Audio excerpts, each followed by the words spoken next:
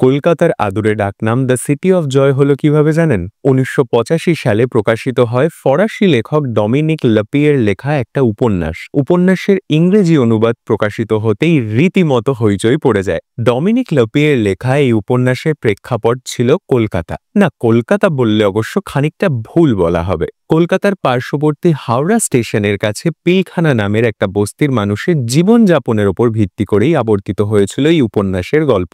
লেখক উপন্যাসে এই বস্তির একটা কাল্পনিক নামও দিয়েছিলেন, আর সেই নামই হয়ে ওঠে উপন্যাসের শিরোনাম। ৮০-র দশকে লেখা হলেও ব্রিটিশ অধীনস্থ ভারতের কথা এই বইয়ে ধরা পড়েছে। কলকাতা তখন ব্রিটিশ সাম্রাজ্যের রাজধানী। সামাজিক বৈষম্যের সঙ্গে তখন দৈনিক নির্যাতনের শিকার হতে হতো হাওড়ার এই বস্তির মানুষদের। পাশাপাশি ছিল কুষ্ঠের প্রকোপ, শারীরিক যন্ত্রণার সঙ্গে ক্রমাগত অবহেলা আর অস্পৃশ্যতায় মানসিকভাবে বিপর্যস্ত হয়ে উঠেছিল কুষ্ঠরোগীরা।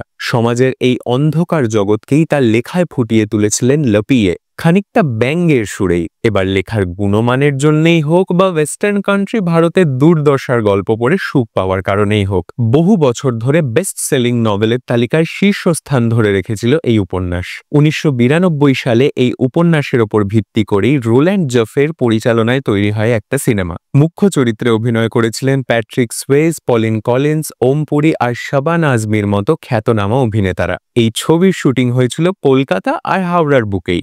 যে উপন্যাসকে ঘিরে এত গল্প, সেই উপন্যাসের নামটা জানার ইচ্ছে হচ্ছে নিশ্চয়ই। ১৯৮৫ সালে প্রকাশিত ফরাসি লেখক ডমিনিক লাপিয়ের লেখা উপন্যাসের নাম ছিল লা সিতে দে লা জয়, যার ইংরেজি অনুবাদের নাম দাঁড়ায় সিটি অফ জয়। এখান থেকেই বাঙালির প্রিয় শহর পায় তার ডাকনাম।